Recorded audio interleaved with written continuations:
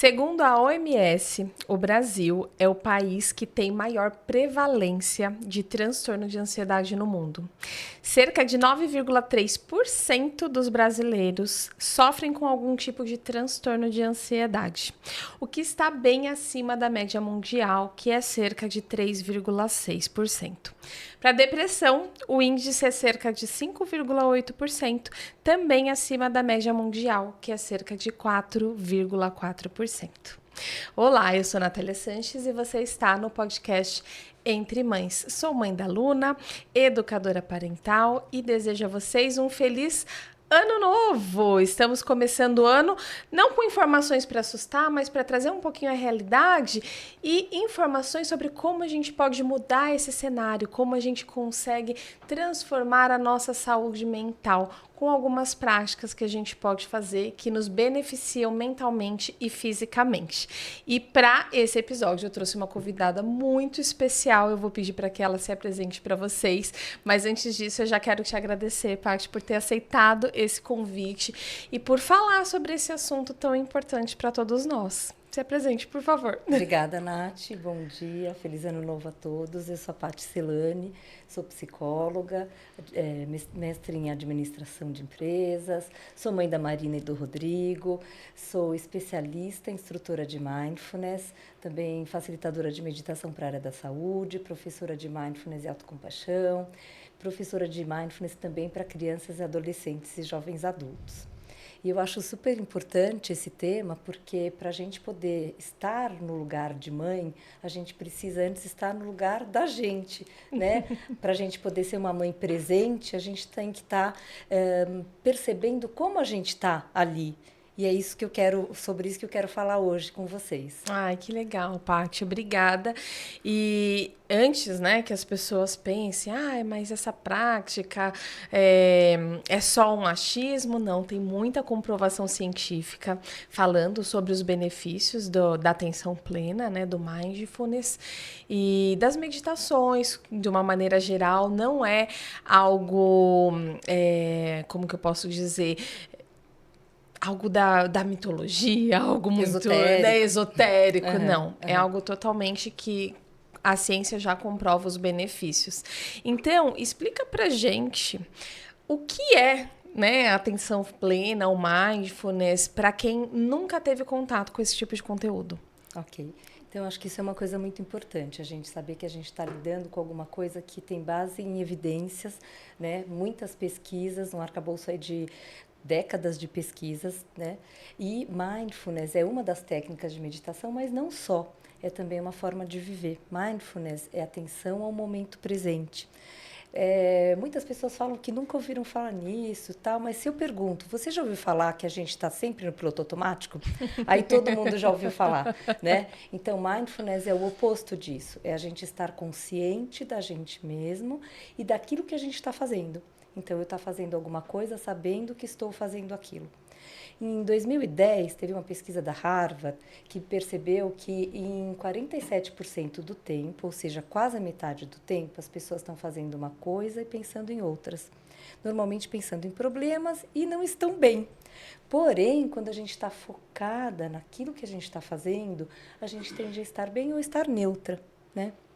Eu trabalho no Hospital Sírio-Libanês, no Núcleo de Cuidados Integrativos, e lá eu levo práticas para funcionários, colaboradores, médicos, enfim, toda a comunidade do hospital, mas também são práticas abertas. Até vou aproveitar e fazer um convite. Todos estão convidados. Nós temos práticas de segunda a sexta, de meio-dia e meia a uma e da 1h30. Cada dia da semana um profissional com uma prática diferente. E eu estou lá às sextas-feiras. Bom, então, eu costumo falar para os colaboradores que, às vezes, a pessoa fica meio com uma invejinha boa, assim, daquela colega que está de férias, pensando, eu queria ser ela que está lá naquela praia, tomando uma cervejinha, tomando uma caipirinha. Mas talvez essa pessoa não esteja tão bem assim, esteja preocupada com aquilo que vai ter que resolver, com as contas que vai ter que pagar e com tantos outros problemas de quando voltar das férias. Então, essa pessoa não está presente ali naquele momento. de férias. Porém, a gente pode estar em casa, até lavando a louça, que de repente você não adora, não é o que você mais gosta de fazer, mas você está consciente de você está sentindo seus pés no chão, você está sentindo a temperatura do ambiente, a temperatura da água, você está sentindo o peso do prato, a textura da esponja, se tiver cheiro, o cheiro do detergente, e então você está presente e você está ok. Sabe, você está falando, Paty, eu estou lembrando de como hoje para a sociedade uma pessoa multitarefas que faz muitas coisas ao mesmo tempo é bem vista, mas isso tem seus malefícios também, né? Porque de fato você não está presente em nenhuma das coisas que você está fazendo. E quando a Luna nasceu, né? Eu acho que os nossos filhos têm muito esse poder de nos trazer para o momento presente também, de prestar atenção naquilo que está acontecendo, se a gente souber utilizá-los como bússola, né? Porque, claro, tem muitas pessoas que têm dificuldade com isso. Mas quando a gente vai reparando, né, na belezinha, porque eles realmente estão conectados com tudo que está acontecendo ao redor. Tinha vezes quando a minha filha começou a andar, que a gente ia voltar da escola e ela queria voltar andando. E aquilo me irritava, porque eu estava sempre num estado de pressa, de ansiedade, né, com 1000 pensamentos na cabeça. Mas aí eu parava e olhava, ela estava olhando a formiguinha do chão. Aí ela estava prestando atenção na folha, aí ela olhava as pessoas que estavam na rua e tudo aquilo ela aproveitava naquele momento presente. E eu falava, meu Deus, olha que lindo, não consigo nada disso. Nossa, eu acho que isso é super importante, assim, a gente estar presente para poder permitir que a criança também esteja sem ficar irritada. Sim. Uma coisa que eu percebi ultimamente, até eu sou psicóloga também, trabalho com terapia focada na compaixão e com terapia de aceitação e compromisso, que envolvem mindfulness, né? A coisa de você estar ligada ao momento presente. Vou falar no feminino aqui, porque acho que a maioria é mãe, mulher. Enfim, e o quanto que é importante isso. Quando minha filha era pequena, a gente ia a pé para a escola, e eu acho que eu já tinha um pouco essa coisa de mindfulness meio sem saber, porque eu já falava para ela, olha essas bolinhas no chão, vamos ver de onde caíram? Ah, desce daquela árvore. Aí a gente ia passar numa árvore que estava muito florida, e falava, agora a gente vai passar, e tinham caído as flores, e falava, agora a gente vai pisar num tapete de flores. E a gente ia, então, eu acho que eu era tinha uma vida mais tranquila, né? E aí eu conseguia estar presente com ela nesses momentos, e assim, como que é importante, porque na verdade isso é uma coisa do ser humano que ao longo dessa vida corrida a gente vai perdendo. E uma coisa que eu falei que sou psicóloga por isso, né? Então, uma paciente minha que tem criança pequena, e conversando com ela eu fui percebendo o quanto é importante a atenção no comer e o quanto tem a ver a gente comer sem atenção e aí comer demais, fora as questões de compulsões, etc. Mas o quanto tem a ver com a nossa história com a comida desde crianças e o quanto a gente é apressada para comer desde crianças. E assim, até falei para ela, e se você acordasse 15 minutos mais cedo e sua filha também, e aí você desse 15 minutos a mais para ela comer com mais atenção, para você não precisar ficar apressando ela enquanto está comendo, né? Que é uma coisa que a gente não pensa, a gente naquele momento, não, tem que chegar na escola na hora, então come mais rápido, e às vezes a criança tá, claro que as crianças também têm a sua tendência a ficar se distraindo, olhando para o teto, brincando, acho que também isso dentro de um contexto de disciplina, mas assim, poder deixar a criança comer no seu ritmo. É que eu acho que, assim, como a gente vive, né, numa sociedade que é muito acelerada mesmo, então hoje praticamente a gente tem que produzir 24 horas e tem que estar sempre conectado com isso daqui, que eu queria até falar mais pra frente. E a gente vai perdendo que o que a gente tem é o hoje, é o agora, o que a gente tem é o presente. O que vai acontecer daqui uma hora eu não sei, eu tenho exatamente esse momento. Só que o tempo inteiro que eu tô nesse momento, eu tô vivendo lá. E às vezes a gente passa pros nossos filhos essa sensação também. Eu tenho com a Luna, assim... Eu tento preservar ao máximo os ritmos biológicos dela, sem atropelar. Então, tanto na alimentação, e aí eu, como, né, cérebro maduro da relação, vou gerenciar esse tempo, quanto tempo que eu sei mais ou menos que ela leva para que eu acorde, né? E ela tem o tempo dela também, não desperta assim, na hora. Então, para ir respeitando isso e não atropelar ela nessa que é minha pressa. Exatamente. Né? E ficar assim, vamos logo, vai pra escola, e corre, tem que comer rápido. E eles lá muito conectadinhos, a gente fazendo o quê? Desconectando o tempo inteiro. E a gente se estressando e estressando a criança. E aí a criança vai aprendendo a ser estressada. Né? Sim. Então, e aí essa coisa do estresse, que é uma coisa que é essa correria, isso que você falou, né, do quanto é valorizado o ser multitarefa, o multitask, que faz mal pra gente, é estressante, e o estresse é alguma coisa que assim, tá ligada à produção de substâncias que nos fazem mal, como adrenalina, cortisol, que nos deixam nesse estado de alerta, né, num estado como que de ameaça, quase como se tivesse um leão ali na nossa frente. Sim. Ao passo que práticas como as práticas de mindfulness são o oposto. Elas nos permitem a gente relaxar, a gente ativar o sistema nervoso parasimpático, que deixa a gente estar mais tranquila, e produzir, inclusive, substâncias como ocitocina, endorfinas, etc., que fazem bem e que são tão importantes para a nossa saúde. Sim, né? A gente deixou de valorizar isso, na verdade. E aí, você falou uma coisa muito importante que eu queria ressaltar, né? Que esse estado constante de alerta, com muito cortisol, com muita adrenalina, isso também prejudica a nossa saúde física. Por isso que eu até falei, né? A gente precisa cuidar da nossa saúde mental, porque reflete também no nosso físico. Então, se eu tô ali totalmente em estado de alerta, meu corpo buscando sobreviver, ele realmente não tem capacidade de aprender coisas novas, a memória é dificultada, também as questões de sistema imunológico ficam mais prejudicadas também. Então, é uma cadeia, né, que vai virando uma bola de neve. Sim. E uma prática que é acessível e não vou falar que é simples, você pode me falar se é tão simples ou complexa, mas eu imagino que é simples. A prática que pode nos beneficiar em muitos campos, inclusive as mamães, porque né, a gente está o tempo inteiro, então eu tô aqui com meu filho cuidando, mas eu tô pensando na comida que eu tenho que fazer, no mercado que tá faltando, no uniforme que de repente eu não lavei, e aí eu tô girando aqui. E a criança às vezes está ali, mãe, e né? tá todo mundo assim em alerta, em estresse, né? Aí desencadeia uma série de outros comportamentos. Para essas mamães, assim, fala um pouquinho melhor como que a gente pode inserir dentro da rotina delas que seja algo acessível para as mães praticarem. Sim, bom, existe uma série de práticas que podem ser feitas. Algumas práticas têm algumas contraindicações, algumas práticas eu acredito que não. Lógico que tudo vai depender da história da pessoa, mas acima de tudo, as práticas elas buscam que a gente treine a atenção. Então, por exemplo, se você faz uma prática, como uma meditação de atenção na respiração, a gente vai chamar a respiração de foco ou âncora. E eu gosto desse termo. Por que âncora? Porque a nossa atenção ela é como um barquinho, né? Então, se a gente está com ela solta, então ela vai que o vento leva para lá, ela vai para lá. O vento leva para lá, ela vai para lá. Se nós colocamos uma âncora, então ela vai ficar naquilo que a gente quer. Então, a gente vai fazer esse treino e, durante a prática, a gente treina colocar atenção onde a gente quer para que, fora da prática, a gente, então, perceba quando a nossa atenção saiu do momento presente e retorne. Isso que é muito importante, porque mindfulness é atenção ao momento presente, mas com algumas atitudes importantes, como intenção. A gente tem que lembrar de estar presente, porque ficou tão comum, como eu falei, 47% do tempo, a gente está fazendo coisas sem prestar atenção.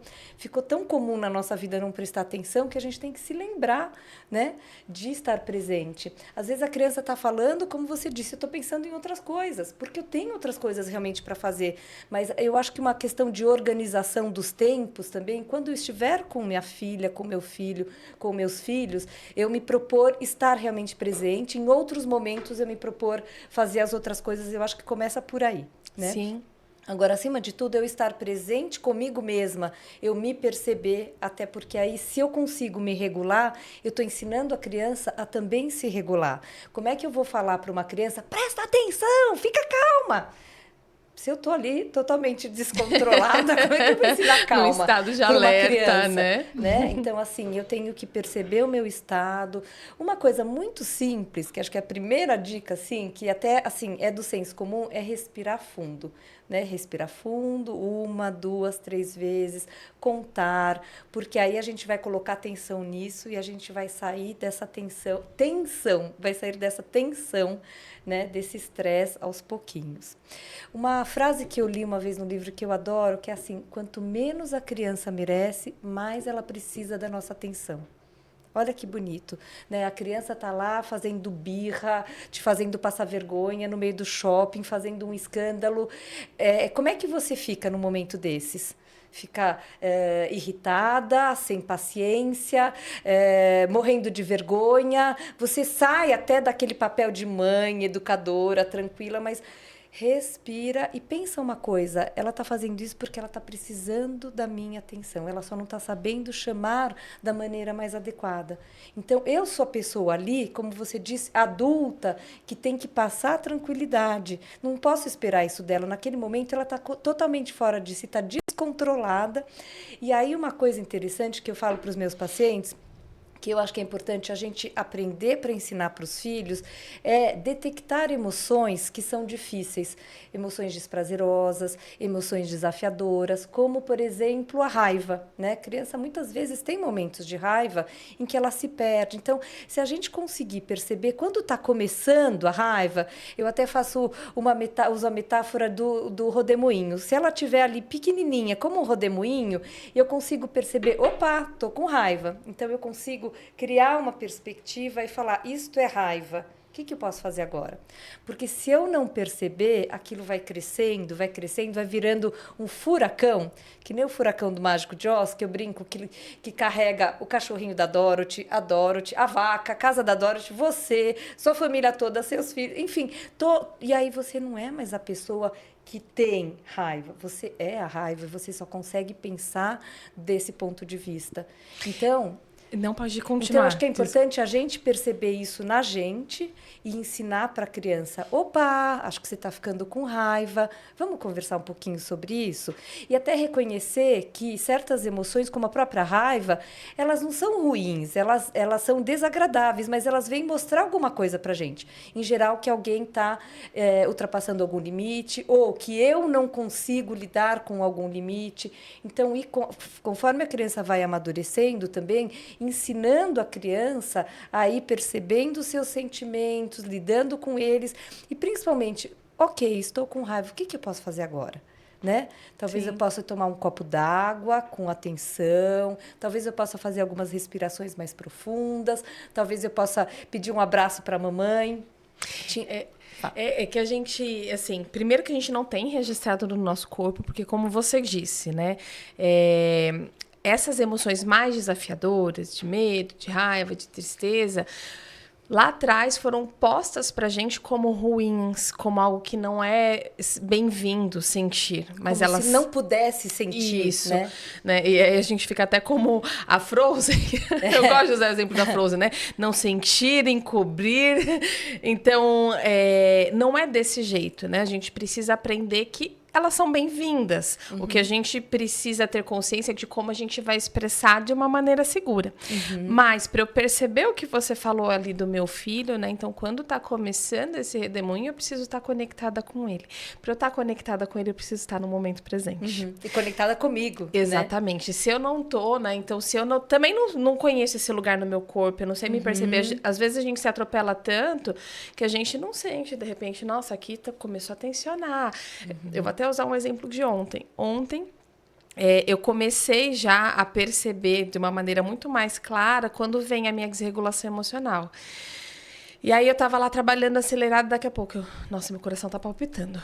Eu tô tensa aqui, eu falei, pera, meu corpo tá pedindo pra eu parar. Deixa eu prestar atenção nisso, deixa eu cuidar. Agora não adianta, não vai funcionar mais minha cabeça. Uhum. Deixa eu sair, mas eu preciso estar conectada, né? Com o meu sentir e conhecer isso. E quando eu, né, consigo praticar tudo isso, eu consigo perceber meu filho também, porque ele dá sinais. Uhum. A gente sente. Ambos, né, estão ali naquela mesma frequencinha de rádio, sentindo as emoções ali em fusão. E eu consigo perceber. Se eu consigo perceber, eu consigo agir sobre isso. Uhum, agora, se eu não percebo, eu deixo explodir. Claro que vai acontecer. as explosões. Isso acontece com a gente não somos de também, ferro. né? Isso vai acontecer, mas eu sei gerenciar de uma maneira melhor. Você falou da respiração, quando eu tô com raiva, eu não consigo respirar. Eu tenho que bater o pé no chão, tenho que me movimentar, chacoalhar meu corpo, pra eu dissipar isso daí, né? Foi a forma como eu encontrei que funciona pra mim. Pra você funciona desse jeito, pra mim de outro, e pra quem tá em casa, às vezes de outro, totalmente diferente. Cada um tem que descobrir como é que funciona pra mim. Né? Mas isso é através da auto-observação, através dessa prática, que também não deixa de ser um autocuidado, né, Paty? Totalmente. Inclusive, a gente pode ir treinando. Uma coisa que eu acho que é importante, você falou, por exemplo, eu não consigo respirar nessa hora. A gente fala muito que as práticas são importantes que a gente faça no dia a dia, quando as coisas estão bem, porque aí você vai se familiarizando com elas, você vai se tornando amiga dessas práticas. Às vezes, eu posso me sentir não muito confortável uma primeira vez que eu faço uma prática, pode parecer estranha. Por exemplo, alguém aqui já se abraçou? Já percebeu que a gente se abraçar é uma coisa boa? Né? Para algumas pessoas pode parecer muito estranho. Mas para o nosso cérebro, a gente se abraçar, o efeito é o mesmo que se alguém nos abraçasse. Olha se as pessoas soubessem isso na pandemia, hein? Depois de uns 30 segundos, se não me engano, já começa a ter produção de substâncias que nos trazem paz, tranquilidade. Então, a gente vai descobrindo, experimentando no dia a dia. E quando as coisas estão tranquilas, quando as emoções não são tão desafiadoras assim, o que funciona para mim? E aí você tinha me pedido uma indicação de uma prática, está me ocorrendo uma prática que chama STOP. STOP é um acróstico, né? Então, vamos escrever na vertical. O S é solta o que você está fazendo. Ou, ok, a criança está ali começando a espernear, eu estou começando a gritar... Não, peraí. S, solta o que está fazendo. O, observa. Aliás, desculpa, ST. T, toma umas respirações. Tenta fazer umas respirações um pouco mais profundas, porque daí a gente está ativando o nosso sistema de calma e aí a gente está conseguindo ativar o nosso córtex pré-frontal, que é a parte do cérebro que fica aqui atrás, que num momento de raiva, de uma emoção muito forte, não funciona. Nesse momento a gente é só... pura defesa, é bem primitivo, né? É bem o cérebro primitivo que toma conta da gente. E então a gente respirando, a gente consegue acionar essa parte que pensa no que vai fazer, planeja e que tem capacidade de pensar nas consequências daquilo que a gente vai falar. Não vou falar isso para essa criança porque daí isso não vai resolver, ou isso vai piorar as coisas, ou a gente vai brigar mais ainda. Então, solta o que está fazendo, ou sai um pouco ali da situação. T, toma umas respirações, faz umas respirações um pouco mais profundas, que também para outras pessoas pode ser outra coisa, você tem a sua estratégia, então cada um também vai percebendo. Observa e que entra da observação também, né? Exatamente, então observa, e aí tem duas perguntas importantes. Primeira, como eu tô agora? Nossa, eu tô ficando nervosa. Eu já estava cansada porque eu dormi pouco, por exemplo. Agora eu já estou começando a ficar irritada com a birra da criança, por exemplo. Então, observa como eu tô agora e depois o que eu preciso agora. Então, é muito de autocuidado e autoconhecimento. Porque eu sempre digo, como é que você vai se cuidar se você não se conhece? Se você não sabe como você está? Então, a gente tem que ir aprendendo a reconhecer os nossos estados emocionais e também o que é... o antídoto para aquele estado emocional. O que vai me ajudar a me regular emocionalmente? Então, quando eu estou ficando irritada, talvez respirar mais profundo, ou talvez bater o pé. Enfim, cada uma, de novo, com as suas estratégias. E aí eu faço aquilo. Então, S, solta o que está fazendo. T, toma umas respirações. Observa como estou agora. Na sequência, o que eu preciso agora, se atende. E P, prossegue. Continua, segue, vida que segue. Né? Sim. Agora... mas é um exercício, né? Como você falou, que tem que ser repetido várias vezes, todos os dias. É como se fosse uma musculação, vamos colocar algo mais palpável, fala até que é né? uma musculação cerebral. Vocês já devem ter visto um desenhinho do cérebro com halteres. Né? Mas é isso, porque... vamos supor, eu comecei a musculação hoje. Eu não vou pegar 10 quilos para fazer um exercício, eu vou pegar 1 quilinho. Claro. Conforme eu for repetindo tudo isso, meu músculo vai ficando mais forte e ele vai aguentando cargas maiores. Esses exercícios são treinos. Então, Sim. conforme eu repito todos os dias, Sim. no momento que eu tô no olho do furacão, eu consigo também ter mais habilidade para aplicar. Isso. Talvez nem chegue no olho do furacão, né? Talvez antes você já consiga... Já consiga perceber, né, no seu corpo os sinais que ele te dá, né? E uma coisa que me ocorre agora, assim, eu acho que é legal a gente treinar com a gente sozinha para depois, então, porque a gente também tem as nossas situações que não são com os filhos, mas que são desafiadoras, que são difíceis, que nos irritam, etc. No dia a dia tem um monte de situações, seja no trânsito, seja em qualquer momento. Nossa, trânsito, aí, então, meu Deus, sou eu tenho um exemplo ótimo, assim. Inclusive, tem uma frase do Viktor Frankl que eu adoro, que é: entre um estímulo e uma resposta tem um tempo. E nesse tempo mora o meu poder de escolha e a minha liberdade. Então, vamos supor que você está dirigindo. Aí, alguém te dá uma fechada super brusca que você fica naquele estado de alerta, assim. E aí, se você conseguir perceber esse estado, respirar, aí você vai conseguir ser livre para escolher a sua resposta. Talvez seja não fazer nada, talvez seja sair de trás desse carro. Porque se a gente for no impulso, aí a gente talvez vai buzinar demais, talvez até vai acabar batendo o carro, talvez vai dar uma acelerar, fechar o carro, criar um acidente, talvez a gente vai xingar. E talvez, se você respirar e não fizer nada, nossa, era uma pessoa de idade que talvez não tenha me visto. Porque... Ou a pessoa também estava com pressa, enfim, querendo...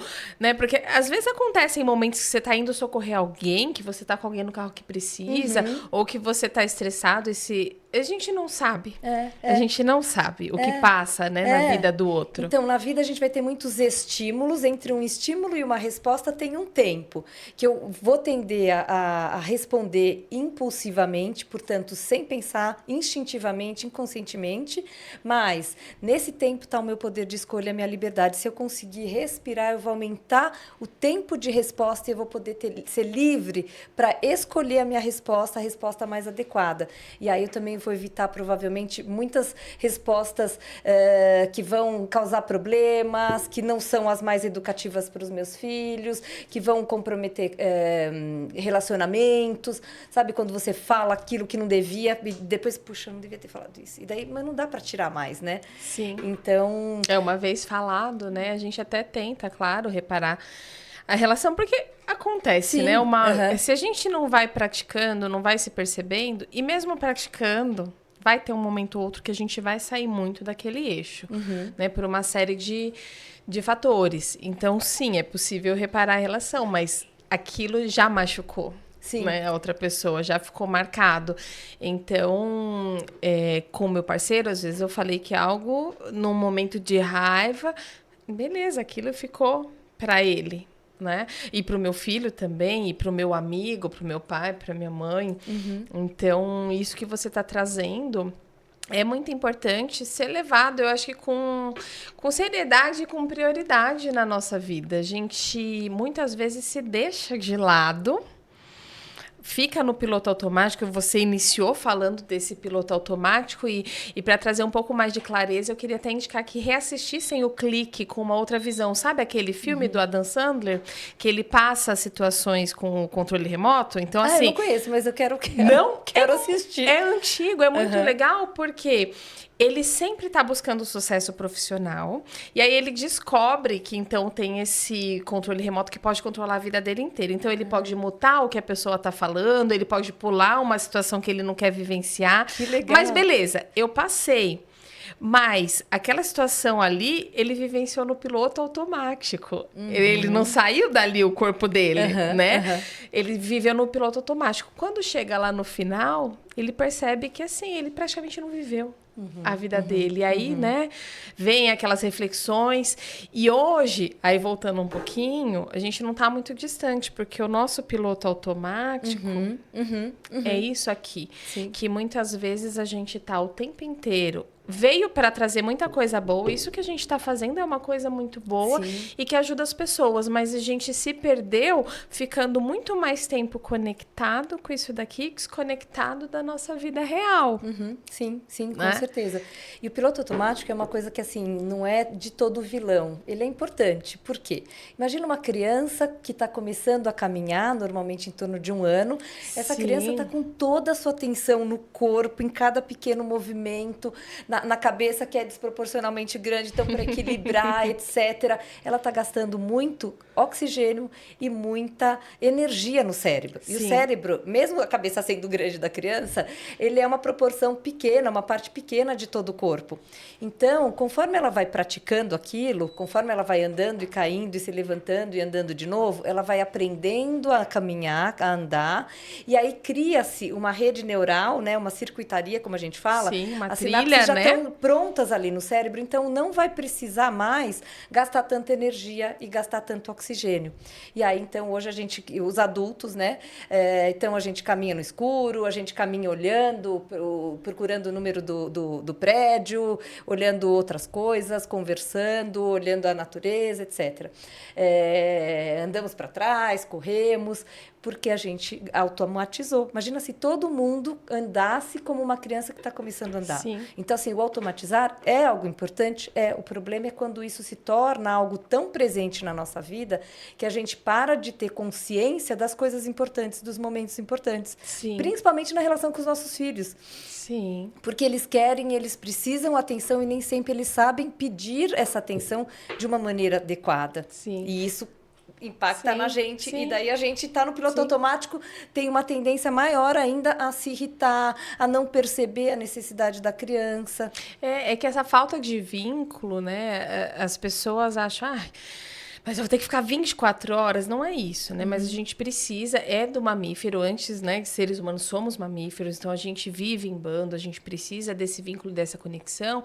E naquele corpinho muito novo, naquele cérebro muito primitivo, né? Porque a nossa evolução é de milhares de anos.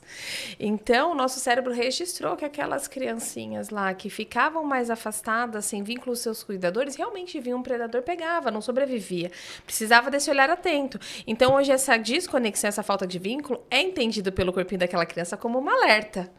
E se ela está em estado de alerta, ela vai ter um comportamento desafiador para chamar a tua atenção, para voltar, um ciclo vicioso. Isso, para voltar. E aí, quando eu consigo perceber, então, essas necessidades e atender, pronto. Baixou ali, né? Mas para isso eu preciso me cuidar também. Preciso ter a minha percepção, dosar isso daqui, que tem os benefícios, mas tem os malefícios.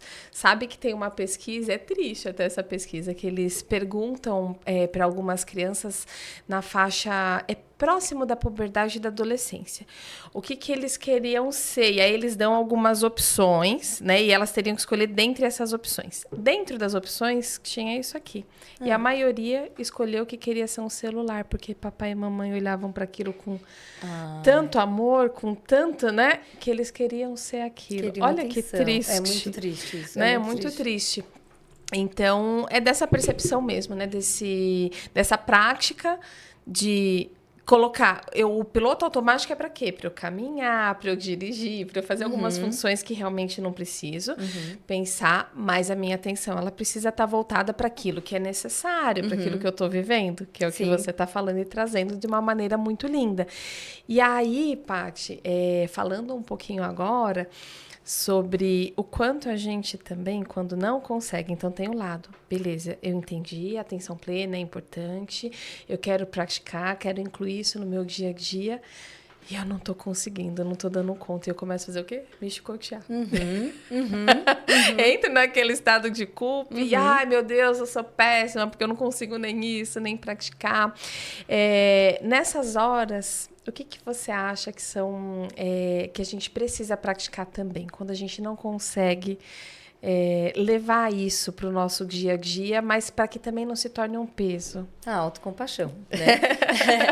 Então, o que é compaixão? Vou começar pela definição de compaixão. É você perceber o sofrimento do outro e você está motivada por um desejo genuíno de diminuir ou evitar esse sofrimento. E olha que interessante, a nossa sociedade ocidental, ela normalmente entende a compaixão como algo só voltado para o outro. Então, há muito tempo, o Dalai Lama estava num congresso nos Estados Unidos e ele descobriu, por acaso, que a palavra compaixão, ou conceito de compaixão, que no Oriente necessariamente envolve o si mesmo, para a gente não envolvia. Então, ele cunhou o termo self-compassion, autocompaixão. Então, é como se a gente precisasse reafirmar que a compaixão tem que ser voltada para a gente também. E aí, quando eu sou autocompassiva, eu me trato como eu trataria uma amiga, um amigo querido. E aí tem uma coisa que eu acho que é bem interessante, que é assim, você pensar, imagina uma situação em que seu filho, que sua filha fez alguma coisa muito fora da caixinha, assim, muito errada, e que você perdeu totalmente a atenção em você, se descontrolou totalmente, às vezes a pessoa até acaba batendo, grita, e a criança fica pior ainda, fica aquele ciclo vicioso, e é como se você não se desse conta de que você entrou no furacão da criança, né? O que você diria para você? Agora... Posso falar, sim. acho que o que eu ouço da maioria e que eu sinto? Eu sou uma péssima mãe. Sou horrível. Nossa, Agora, sou a pior pessoa do mundo, o cocô do cavalo do bandido. Mas quem nunca, né? Quem nunca perdeu a paciência? Às vezes você não dormiu bem aquele dia, às vezes você por exemplo, tá desempregada, vai fazer uma entrevista de emprego, depois está super nervosa, às vezes você já está atrasada, bom, enfim, quantas coisas que estão ali junto que na sua cabeça, no seu coração, né? Que te desprepararam até para aquele momento tomar uma atitude mais adequada. Agora, vamos pensar nessa mesmíssima situação, mas com uma amiga sua. Então, pensa numa amiga sua que é uma pessoa super atarefada, que talvez tenha um monte de filhos, que talvez tenha vários problemas para resolver, que esteja vivendo um momento muito complicado e ela fazendo a mesma coisa com o filho ou com a filha. Posso dizer o que eu falaria? O que você falaria para ela? Você está fazendo o seu melhor, tá tudo bem. Hoje você não deu conta, amanhã você vai dar. Então, olha como a nossa cabeça é diferente, né? Como o chicotinho é sempre pra gente, como se a gente não pudesse falhar, né? Então, a autocompaixão é a gente reconhecer, primeiro, que a gente não é e não precisa ser perfeita, porque ninguém é. Sim. E segundo, a gente se tratar como a gente trataria um amigo que está sofrendo, que está passando por alguma situação difícil, né? Não quer dizer que esteja certo a gente fazer determinadas coisas com as crianças, mas quer dizer que às vezes a gente vai falhar. Não é até porque eu pratico que eu vou ser perfeita. O ser humano não é perfeito, ele é imperfeito, né? Nem é sobre perfeição, né? Se a gente está aqui, eu acredito que é todo mundo para evoluir, para trilhar um caminho. Então, se eu já sou perfeita, eu nem preciso estar aqui, né? Sim. Experienciando tudo isso. E sabe, Paty, que você falando assim, eu fiquei refletindo também do quanto isso vem da nossa infância, né? Onde não era permitido errar, porque sempre que a gente errava, a gente era castigado. Então, a gente não era amado, né? Tava ali posto que eu só sou amado se eu me comporto como espero. Se eu erro, eu não tenho ajuda, enfim, não tenho apoio dos meus pais, não posso errar. E aí a gente chega na fase adulta com esse chicotinho, né? Nunca nos permitindo errar, sem levar em consideração que, primeiro, ninguém é perfeito, nossos pais também não eram, e a gente não vai ser, e tá tudo bem. E tá tudo bem não ser perfeito, e tá tudo bem não tá sempre tudo bem também, né? Sim. E isso que eu acho que é muito bonito, né, da nossa compaixão. Por mais que, quem tem culpa tem escolha, então tá bom. Eu senti essa culpa, ok, e como que eu posso melhorar? Como que eu posso fazer diferente? Porque eu vou errar, né? Faz parte do meu processo. E hoje eu errei aqui, amanhã eu não erro mais isso, eu erro outro, eu até erro a mesma coisa, mas de uma maneira menos intensa. Então, a gente tem também uma espiral de evolução que a gente tem que levar em consideração e a gente não olha, né? Sim. Então, essa coisa da culpa é uma coisa muito cultural. Uma vez eu vi uma pessoa falando que quando nasce o filho, nasce a culpa, né? Então, a gente já começa a se sentir tão responsável, 100%, 24 horas por dia, e como isso não dá, então eu me sinto culpada. Mas, assim, Sim. lembrar que eu também sou um ser humano, né? E eu acho que, assim, procurar me cuidar, procurar ter sempre momentos de autocuidado, e que eu também estou ensinando minha filha ou meu Com filho que eles certeza. também precisam ter momentos de autocuidado, procurar perceber que às vezes eu não estou no momento adequado, porque às vezes sim, eu fico nervosa, sei lá, não é o momento mais adequado, por exemplo, para ter uma conversa, e aí eu também estou ensinando isso para a criança. Sim. Então, a gente procurar ir evoluindo, mas também sem se cobrar tanto, ensinando isso para a criança. Sim. E pedir ajuda, né, E Paty? pedir ajuda, sim, pedir ajuda, fazer terapia, conversar com pessoas que nos orientam, trocar com outras mães. Por isso, acho que a importância também a troca em grupo, né? Sim. Com outras pessoas, para ver, nossa, mas então as outras mães também são assim? Somos sim. todas muito parecidas, né? Porque tem uma coisa cultural em cima da gente que é muito forte. Sim. Né? Eu tenho um provérbio africano que eu acho muito lindo, né? Que é para educar uma criança precisa de uma aldeia inteira. E realmente precisa. Sim. Porque é até muito injusto a gente colocar hoje, né, enquanto sociedade, essa responsabilidade de estar sobrecarregando as mães de uma maneira que não deveria ser sobrecarregado. Então, tá bom, se eu tenho que cuidar daquela criança, se eu tenho que me doar, alguém também precisa estar atrás de mim, atendendo as minhas necessidades e me dando tempo e espaço para que eu consiga cuidar de mim também. E aí vem, né, aquela culpa só sobre a mãe. Ah, é a mãe, é a mãe, é a mãe. Mas tá bom, e toda a sociedade que deixou de prestar apoio a essa mãe, o parceiro, a família, os amigos, todo mundo precisa estar junto, envolvido, né? Nesse universo. E até às vezes, quando uma mãe decide se priorizar, então, olha, esse vai ser meu momento, eu vou me priorizar.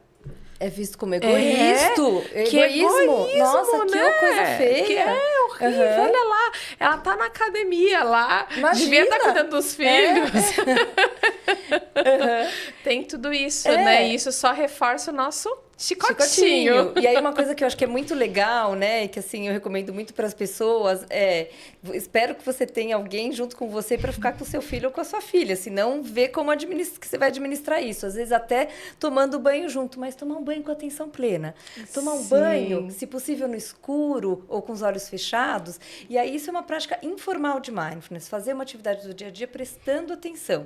Então eu tô ali ouvindo o barulhinho da água, sentindo o toque da água, sentindo a temperatura, eu estou sentindo o cheiro do sabonete. Eu falo, gente, compra outros sabonetes diferentes, tem tanto sabonete cheiroso. Estou sentindo o cheiro do shampoo, do condicionador, estou sentindo o toque da minha pele.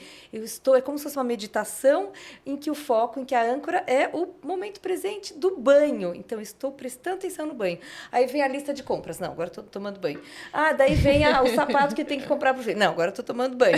Daí vem o filho falando não sei o quê. Espera um pouquinho, estou tomando banho. Então, e aprendendo, acho que uma coisa muito importante que nos sobrecarrega e que também é um ciclo vicioso da gente ficar sobrecarregada e aí ficar mais estressada, que é o saber dizer não. Então, colocar limites, né? Isso é muito importante. E os filhos entenderem que eles também podem ir se cuidando dentro da adequação, claro, de cada idade, o que eles são capazes e de ter responsabilidade, a gente delegando, acho que isso é uma coisa muito importante. Porque quanto mais a gente pega coisas pra gente, mais sobrecarregada a gente fica, mais estressada, mais difícil é lidar com tudo e com os desafios.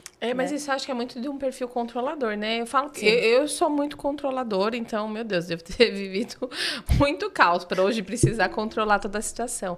De querer tudo do seu jeito, tudo no seu tempo, e os nossos filhos vão ter outro jeito de fazer, outro tempo, outra coisa. E eu preciso dar espaço para isso também, para eu conseguir me aliviar, né?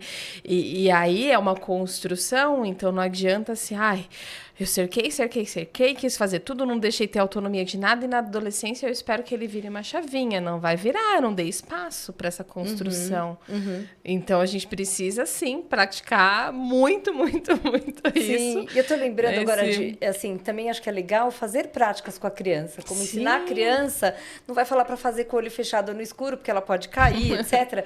Mas para ela prestar atenção no barulhinho da água, na temperatura. Aí a gente pode exercitar até a gratidão, porque tá um dia quente, eu tenho banho fresquinho, tá um dia frio, eu tenho banho quentinho. E a gratidão é tão importante para a gente reconhecer os momentos bons, para a gente viver bem os momentos bons da vida, enfim, e tá relacionada também com a felicidade. A gente ensinar a criança, por exemplo, no momento em que ela a perceber que ela está começando a se descontrolar e fazer algumas respirações. Por exemplo, colocar a mão na mesa e sentir. Eu estou sentindo agora que aqui a fórmica está fria, eu estou sentindo a temperatura, eu estou presente, eu estou aqui agora. Porque, olha só, a gente está conversando aqui, estamos falando coisas, vocês estão prestando atenção, provavelmente tirando suas conclusões, mas se eu falar, como é que está sua mão direita agora? Você vai ter que parar de pensar e sentir a mão direita. Então, quando a gente sente o corpo, a gente está no aqui, agora. Olha que legal. Sim. E ensinar a criança nesse sentido também. E sabe que você está falando e eu estou lembrando que uma das técnicas também de autorregulação que eu ensino, que a gente pratica, é quando realmente você entrou nesse estado de alerta, de repente é um gatilho muito forte para você, uma determinada situação, se orientar para o presente. Então, começar a nomear tudo que está à sua volta. Eu estou usando o anel branco, eu estou vendo aqui a parte que está com óculos preto, porque isso, né, esse trazer você para o presente, se meu cérebro é capaz de fazer isso, então eu estou realmente em segurança, não tem um urso. Sim, perfeito. Aqui, né? Sim, e aí eu estou treinando também a minha atenção. Então, por exemplo, tem uma prática que a gente pode fazer com a criança, que é até divertida, que é dos 5 sentidos. Então, vamos olhar aqui em volta, mas sem julgar, porque a gente tem esse vício de julgar. Então, não vou julgar se a almofada tá torta, se a cortina tá meio um pouco suja, ou se o chão tá riscado, isso, aquilo. Então, eu vou simplesmente olhar as formas, olhar as cores, olhar as luzes e as sombras. Depois eu fecho os olhos, tento me lembrar do que eu vi. Você pode fazer isso com a criança, que é gostoso. Sim. E aí as duas ou os dois estão ali treinando a atenção, né? Depois eu posso também sentir cheiro. Vamos ver se tem algum cheiro aqui. Tem o cheiro da madeira, por exemplo. Tem o cheiro do café, tem o cheiro da comida que está sendo feita. Talvez não tenha cheiro nenhum. E aí até aprender a lidar com uma sensação neutra. Olha que legal, que a gente não consegue muitas vezes. E o paladar, né? Como é que está dentro da minha boca? Ainda tem um pouquinho de gosto de pasta de dente. Ou, tem ainda um pouquinho de gosto do doce que eu comi, porque depois eu não escovei os dentes. Então, ensinando a criança a trazer atenção para o momento presente por meio do corpo, por meio dos 5 sentidos, e isso vai acalmando. Inclusive, uma coisa que ela pode fazer até, por exemplo, antes de uma prova na escola, antes de uma apresentação de um trabalho. São coisas... O tato, por exemplo, né? Então, eu estou sentindo a minha camiseta no meu braço, eu estou sentindo a pulseira no outro, eu estou sentindo o meu pé com meia, eu estou sentindo a temperatura do corpo. Então, essas coisas estão trazendo a gente, ancorando, como a gente fala, no momento presente. E gerando memórias também, né? Você tá falando, aí eu fiquei pensando, né? Às vezes a gente lembra, esse cheiro me lembra a casa da minha avó, esse cheiro, nossa, essa comida, esse sabor é igualzinho a da minha avó, da minha mãe, e nossa, a cortina é assim, a textura daquele cobertor, então é muito gostoso também, muito importante. Sim. Porque senão a gente fica, de novo, né? Vamos repetir, no piloto automático, nem sei o que eu vivi, o que tinha naquela casa, naquele espaço. Sim. Eu não senti tudo aquilo. Nossa, muito legal isso, porque também é aquela coisa que é super importante de sempre chegar à noite e perguntar para a criança como foi o seu dia, porque aí ela começa a treinar esse olhar para o dia, né? A olhar para aquilo que aconteceu, como também, quais foram, me fala, por exemplo, 4 coisas boas do seu dia. Isso tem a ver com a coisa da gratidão também, né? E aí a gente pode ir treinando esse olhar mais positivo, esse olhar mais aberto para o que é bom. E aí eu falo assim, o seu dia pode parecer péssimo, nossa, hoje deu tudo errado, por que aconteceu isso, aconteceu aquilo, tá bom, mas você comeu? Estava gostoso, né? Tá bom, choveu, você se molhou, mas o ar não está melhor agora, a qualidade do ar, né? As folhas das árvores não estão mais verdes, mais bonitas. Que mais? Sei lá, a represa agora está com mais água e assim por diante. Então, a gente vê, mesmo quando parece que está tudo ruim, tem coisas boas. E outra coisa que eu acho bonita, assim, é a questão do conceito de felicidade. O Rubem Alves, ele fala que tem um vídeo dele muito legal, que ele fala que não tem felicidade, tem felicidades, pequenas felicidades, né? E isso tem a ver com mindfulness, com a gente estar atenta a pequenas coisas do dia a dia. Então, Sim. pode ser uma criança que eu vi sorrindo. Minha mãe sempre diz que não tem nada mais bonito que o sorriso de uma criança, né? E como que a gente não fica feliz quando a gente vê o filho feliz, Sim. né? Pode ser uma pessoa que foi simpática, abriu a porta do elevador para você. Pode ser uma florzinha que nasceu ali no meio do cimento, no meio do asfalto. Pode ser o céu azul que eu olhei e que me deu uma sensação agradável de vida, Sim. né? De vivacidade e assim por diante. É até essa nossa conexão, né? Quando a gente para de prestar atenção nesses detalhes da vida, a gente também se desconecta da vida, que é tão gostoso, né? Eu gosto bastante de caminhar. E esse final de semana eu tava caminhando. A cidade, né, é carro, é buzina, não sei o quê, mas aí eu parei que tinha uma flor tão bonita, assim, na calçada, eu falei, gente, eu vou até registrar com foto, porque tá tão lindo isso daqui, e a gente deixa, né, de perceber essas coisas no dia a dia, as árvores, eu mesmo, teve uma árvore que eu passo já diversas vezes por ela, nunca tinha reparado, uns dias atrás eu reparei, falei, nossa, olha que bonita essas raízes, né, essa força desse tronco, e a gente deixa de perceber. E é o lindo da vida, né? Que nos conecta, que nos traz felicidade. É o que você falou, é uma junção de pequenos momentos. Mesmo quando tudo parece que... É que a gente, infelizmente, tende a focar no negativo, né? Sim, isso aliás, triste. isso é uma coisa do ser humano, não é nem nossa culpa, assim. Porque lá na pré-história, nossos antepassados, eles precisavam estar mais atentos Sim. aonde tinha um ninho de cobras, onde tinha espinhos venenosos, onde tinha leões, onde tinha perigos, ameaças. Sim, isso era para muito mais sobreviver, importante, né? Isso era muito mais importante do que lembrar que tinha um lago lindo, com água transparente, que tinha um monte de pássaros em certo lugar, que aí o som era maravilhoso, que tinha um monte de flores maravilhosas, coloridas. Isso não era importante. Até eu dou um exemplo. Você está andando na rua e aí tem uma casa ali que tem uma grade, e você vê uma casa e um monte de flores lindas, maravilhosas, uma árvore florida, um tapete de flores, como eu costumo falar embaixo. Só que aí você repara que tem um portão semi-aberto e um pitbull vindo na sua direção. O que é importante você prestar atenção, né? E o que você vai lembrar das próximas vezes que você for nessa rua? Que você tem que andar do outro lado, ou que é melhor evitar esse quarteirão, né? Então, isso tem a ver com a nossa sobrevivência. Olha que interessante, o ser humano evolui para a sobrevivência e não para ser feliz. Sim. Então, para a sobrevivência é mais importante saber onde tem pitbull do que saber onde tem flor bonita. Olha que interessante. Mas a gente pode educar, pode e deve. Sim. Ainda mais como mães educadoras, a gente deve lembrar de estar presente, lembrar de valorizar essas pequenas coisas, esses momentos importantes, esses momentos felizes. Sim, que vão gerar memórias, que vai gerar vínculo, que vai gerar conexão, que vai gerar autocuidado, bem-estar.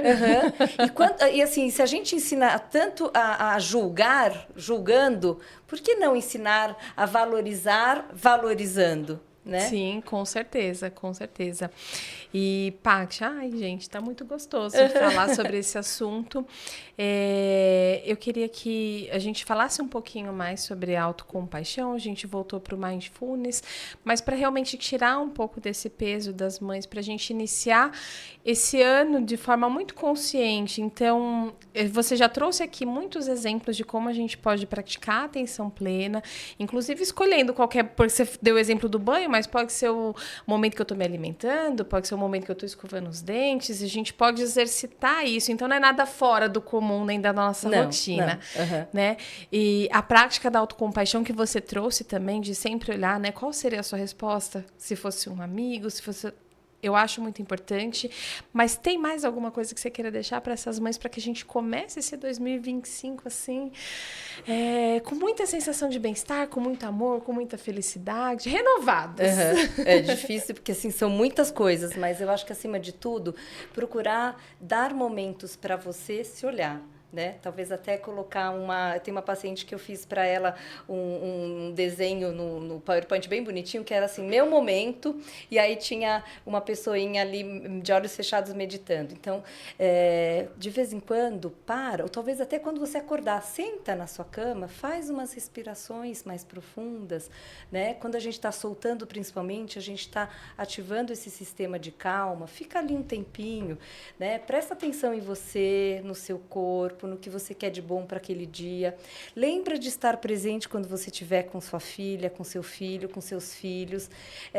E aí, não é pela culpa, mas é pelo amor, né? Porque é o amor que conecta a gente lembrar, opa, ela está precisando de mim, então eu vou ser mais paciente, eu vou respirar mais, eu vou ouvir. O ouvir é muito importante, né? E quando a gente faz as práticas de, por exemplo, meditação, de ficar parada no silêncio, prestando atenção na respiração, a gente vai começando a aprender a ouvir mais também. E isso é muito importante. E ouvir não só as palavras, né? Sim, mas ouvir aquilo que está por corpo, trás ver o que está por também. trás, ver as necessidades, abraçar muito.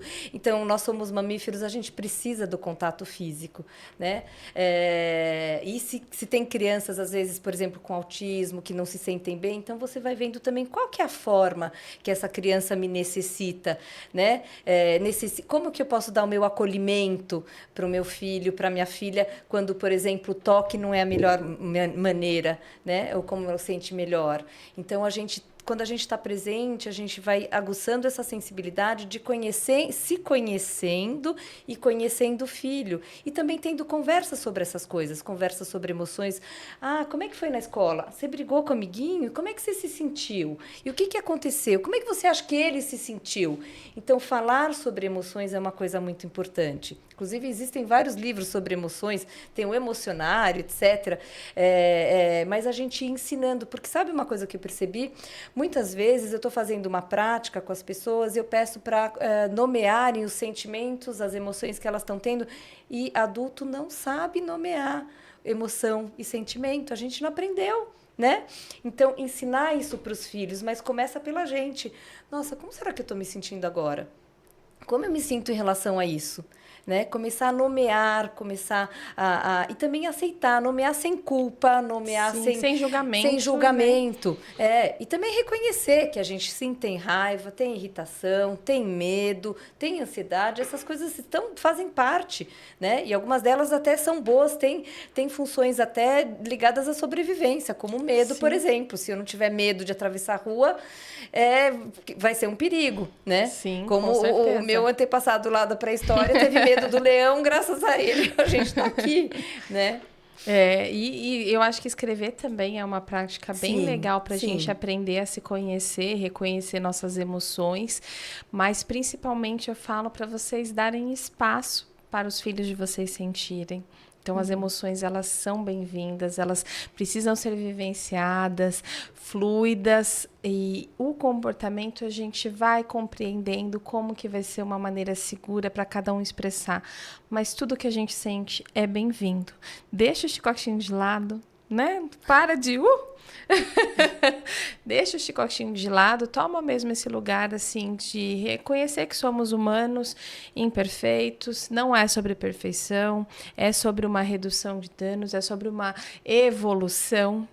E quando a gente sabe usar nossos filhos como bússolas, eles trazem coisas lindas pra gente, principalmente relacionadas à nossa atenção plena, que é o assunto de hoje, né? E essa autocompaixão. Porque se a gente for olhar, nossos filhos não julgam a gente. Quando a gente comete alguma coisa errada, claro, às vezes eles sentem medo, ficam com raiva, mas na maior parte das vezes, se já não é um comportamento adaptativo, eles vêm nos abraçar, nos acolher. Então, por que não a gente fazer essa prática conosco mesmo, de sermos compassivos com os nossos erros e buscarmos melhorar da maneira que a gente tem condições, no nosso ritmo, porque o meu é diferente do seu, que é diferente do seu. Então, é esse recado que a gente queria passar hoje. Paty, muito, muito, muito obrigada por estar aqui nesse episódio. Fala para as pessoas como que elas te encontram nas redes sociais, por onde que elas, né, têm o seu contato. Então, eu tenho o Instagram, @Paty, PATI, _terapia, _mindfulness. certo? Eu vou colocar aqui na tela também para vocês encontrarem com a Paty. Se vocês ficaram aqui até agora, gostaram desse assunto, deixa nos comentários o que mais chamou a atenção. Compartilhe com outras pessoas que precisam iniciar 2025 de uma maneira diferente. Deixe o seu like, se inscreva no canal para você ficar por dentro de todos os outros vídeos. E mais uma vez, um feliz 2025 para todos vocês. Feliz ano novo. Vejo vocês na próxima semana. Até lá. Beijo.